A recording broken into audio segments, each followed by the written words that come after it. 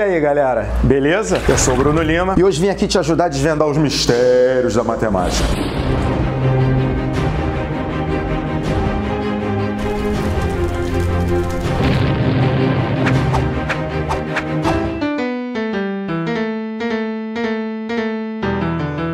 Na aula de hoje a gente vai dar sequência a uma aula que a gente viu já há algumas semanas sobre áreas das principais figuras planas. Naquela aula anterior, a gente falou sobre os quadriláteros notáveis. Nessa aula de hoje a gente vai falar sobre as principais áreas de triângulos. Quando a gente pensa em área de triângulo, vem logo aquela formulazinha clássica que a tia Creide ensinou pra gente quando a gente era bolinha de pelo, que dizia que a área de todo e qualquer triângulo é base vezes altura sobre dós. Mas nem todo triângulo a gente vai conseguir resolver a área, determinar a área, usando apenas essa fórmula. Por isso, não perde essa aula, não muda de canal, porque no final dessa aula você vai ver que tem muito mais emoção quando se trata de áreas de triângulo. Conforme a gente falou, a área de um triângulo, a área básica de um triângulo, é dada por base vezes altura sobre 2. Então, vamos definir cada um desses elementos. Eu tenho um triângulo ABC, e aí nesse triângulo ABC eu traço uma altura AH, e eu lembro aos senhores que a altura sempre chega no lado oposto ou no prolongamento do lado oposto, formando um ângulo de 90 graus. Eu vou chamar esse AH de Hzinho e vou chamar esse lado aonde a minha altura chegou de Bzinho, que vai ser a minha base. Portanto, a área clássica de um triângulo vai ser base vezes altura sobre dós. Essa é a fórmula mais clássica. Eu acredito que essa você já conheça e já tenha trabalhado aí muito durante a sua vida escolar. E aí a gente começa a falar sobre casos específicos de triângulo que tem fórmulas também específicas para resolver cada situação. O que é o triângulo retângulo? É aquele que tem um ângulo de 90 graus, ele tem um ângulo reto. No triângulo retângulo, o lado que está oposto ao ângulo reto é chamado de hipotenusa e os outros dois lados são chamados de catetos. Esse cara daqui eu vou chamar de cateto 1 e esse cara aqui eu vou chamar de cateto 2. O aluno mais atento vai perceber que essa figura lembra bem a questão da base e da altura no caso 1 de triângulo. Por quê? Porque cateto 1 e cateto 2 formam entre si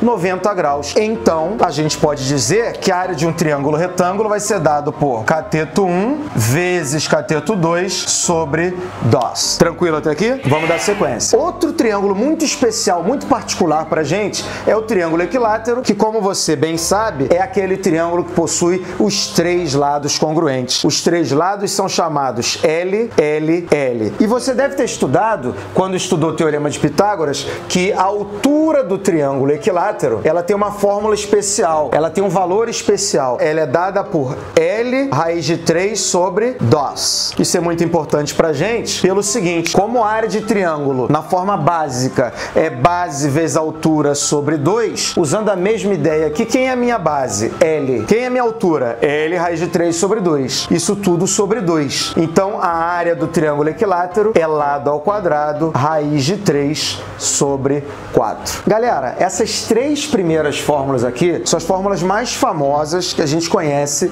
de triângulo. Existem outras, eu vou mostrar para vocês mais duas, mas existem ainda outras além dessas que eu tô falando aqui. Essa quarta fórmula não é muito vista na escola, então é muito importante que você fique ligado no que eu vou mostrar para vocês aqui. Imagine que eu tenho um triângulo e a única coisa que o triângulo deu para a figura ou o enunciado deu pra gente foi um dos ângulos, ele deu esse ângulo alfa aqui e deu dois lados desse triângulo, ele deu esse lado B e esse lado C. Então, eu posso concluir que a área desse triângulo vai ser dada por B vezes C vezes o seno do ângulo entre esses dois lados, tudo sobre dós. Então é como se a gente tivesse um sanduíche de ângulo aqui. Foram dados esses dois lados, o ângulo entre eles, aí você calcula o seno, multiplica pelo produto desses lados e divide por dós. E finalmente, uma fórmula que costuma assustar um pouquinho a galera que vê pela primeira vez. Quando o triângulo só dá pra gente os três lados dele, ou seja, nesse caso aqui, o lado A,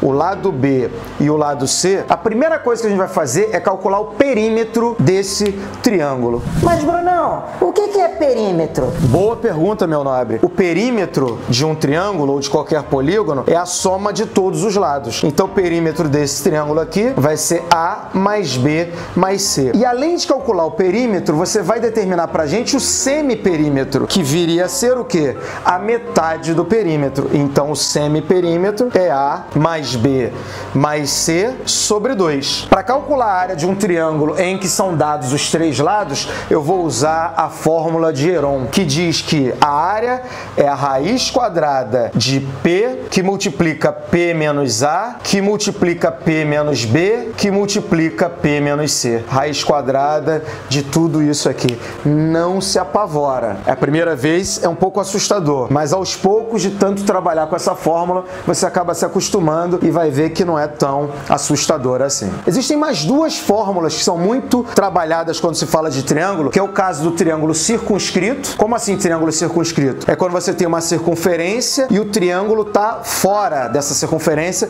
tangenciando os seus três lados a essa circunferência. Nesse caso, a área do triângulo vai ser semiperímetro do triângulo, vezes o raio da circunferência. E no caso do triângulo inscrito, ou seja, quando o triângulo está dentro da circunferência de raio R, a área desse triângulo inscrito vai ser dado pelo produto dos lados do triângulo, A vezes B vezes C, dividido por 4 vezes R, que é o raio da circunferência. Então, essas são as 7 principais fórmulas que a gente tem sobre áreas de triângulo, e agora vamos resolver uma questão que envolva esse conceito que a gente viu na aula de hoje.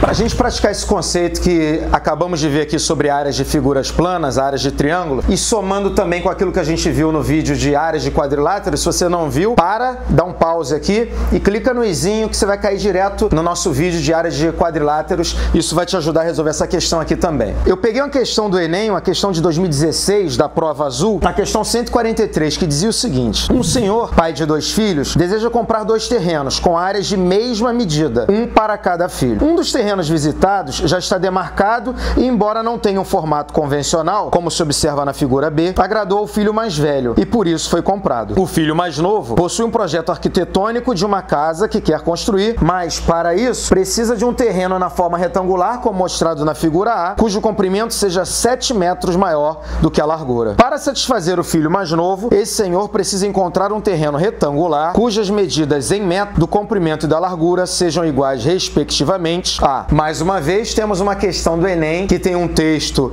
um pouco grande para tentar confundir a gente, então é preciso que a gente consiga encontrar dentro desse enunciado aquilo que realmente é importante para a gente resolver o problema. E aí eu já começo com uma das primeiras frases, um dos primeiros momentos do enunciado, que diz o seguinte: as áreas têm mesma medida. Então a área da figura A tem que ter a figura A tem que ter a mesma área que a figura B. Nesse caso aqui, a gente está tratando de um retângulo e, conforme a gente viu no videozinho de áreas de quadriláteros, a área do retângulo é base vezes altura. Então aqui, tudo tranquilo. O grande drama é como calcular a área dessa figura, porque essa não é uma figura conhecida por nós. Isso é um quadrilátero, mas não é um quadrilátero notável. O que a gente faz para matar essa figura e descobrir a área dela? O aluno mais atento vai perceber que eu posso traçar dentro dessa figura esse segmento aqui. Quando eu traço esse segmento aqui, eu percebo que malandramente surgem 2 triângulos. Um triângulo que eu vou chamar aqui